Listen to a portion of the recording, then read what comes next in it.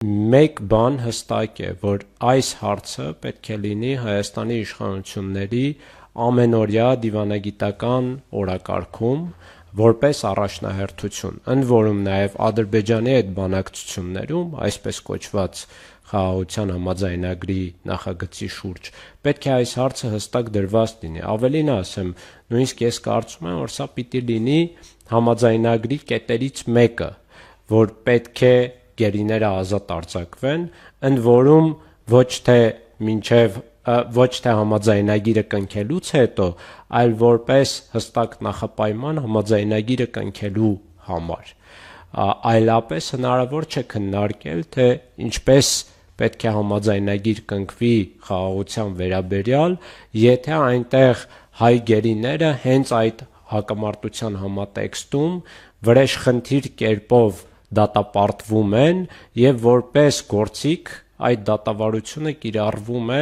խաղաղությունը տորպեդահարելու համար կամ Հայաստանին մեղադրելու համար ինչ-ինչ հանցագործությունների մեջ։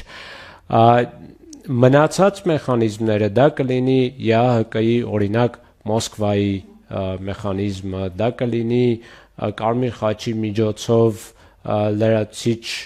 մեխանիզմներ, հյուպատոսական ծառայությունից երրորդ կողմի հյուպատոսական ծառայությունից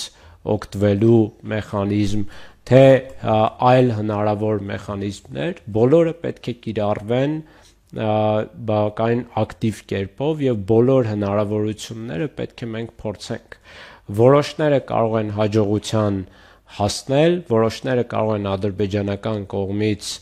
հստակ արգելքի արժանանալ, բայց միևնույն է դրա համար Ադրբեջանը ստիպված է լինելու գին վճարել, համապատասխան դիվանագիտական ռեսուրս ներդնել և այլն։ Սակայն շատ հստակ է Հայաստանի իշխանությունների ռազմավարությունը, երբ քանիցս Նիկոլ Փաշինյանը անձամբ ասել է, որ իրենք չեն ուզում բախումնային տրամաբանության մեջ մտնել